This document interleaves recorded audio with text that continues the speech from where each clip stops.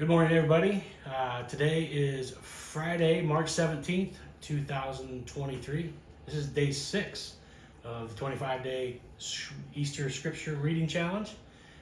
Today I will be reading in the book of John, chapter 19, verses 1 through 30. And then I'll jump in at verses 31 through 42. All right, let's get after it. Let's do it.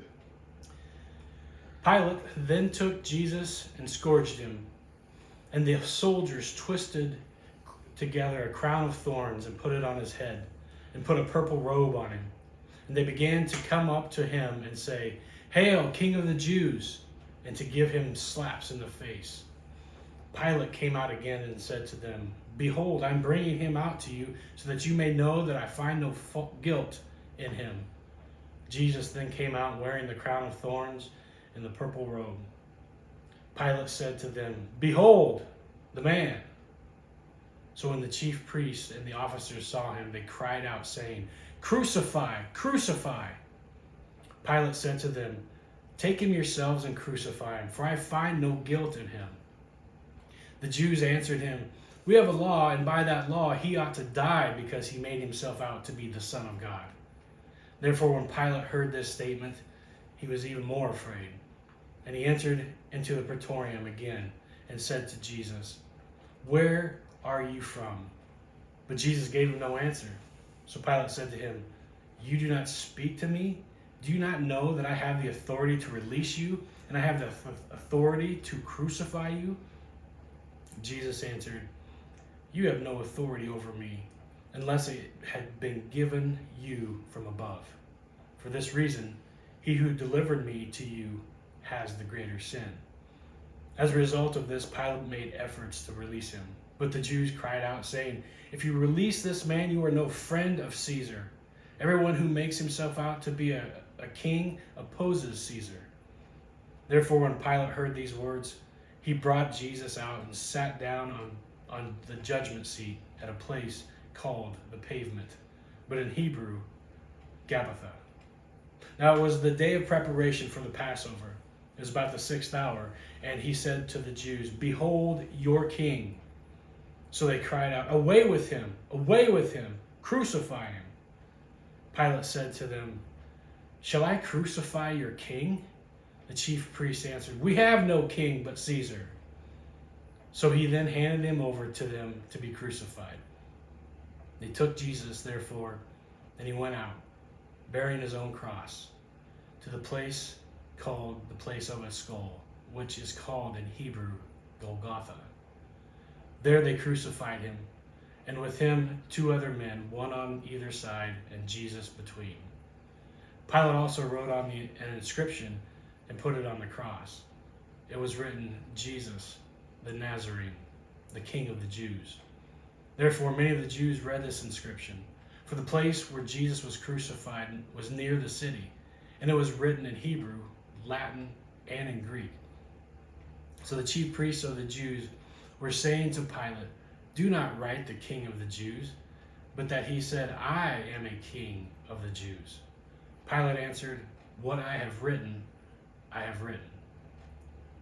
Then the soldiers, when they had crucified Jesus, took his outer garments and made 4 parts, a part to every soldier, and also the tunic.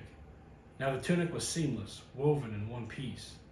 So they said to one another, "Let us not tear it, but cast lots for it, to decide whose it shall be."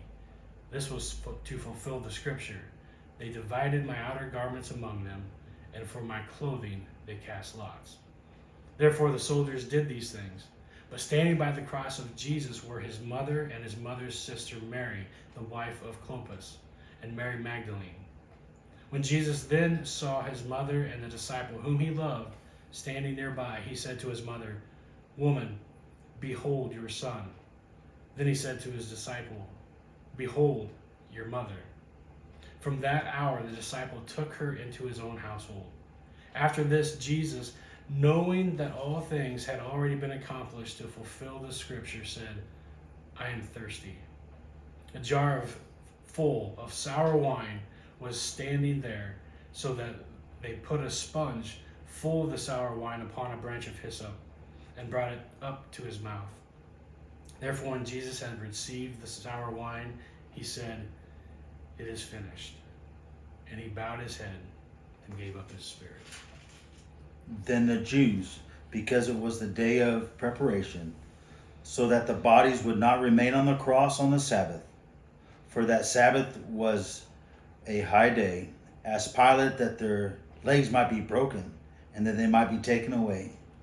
So the soldiers came and broke the legs of the first man, and the other was crucified with him. But coming to Jesus, when they saw that he was already dead, they did not break his legs.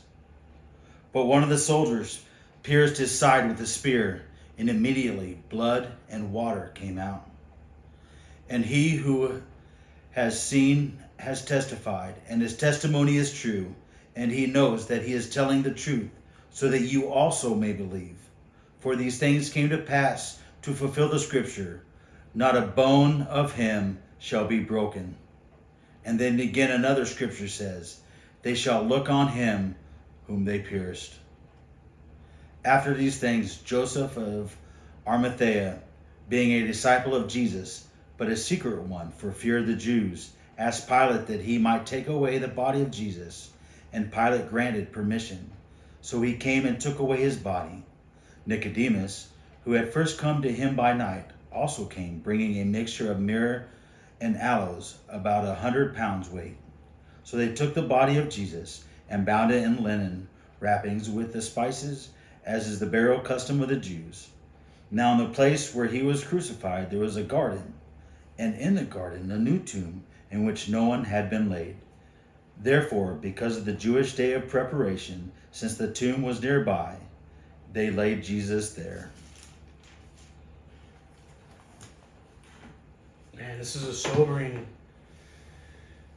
picture that we see and that we read here this morning. It's the ridicule, the brutal beating, the terrible sufferings that Jesus had to go through, and that was just before, and that was before. Now, as Brian read, the crucifixion of Jesus, and there really are no words, but just of what had happened, and reflect on that and what he did for us.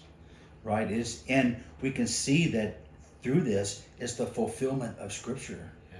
That had already been said. It's prophecy. It was going to happen, and it happened just as it had been said. But it's amazing to see how no bone had been broken, and everything that was fulfilled just as the prophets had said, and it is finished. And now he was buried. But we have hope.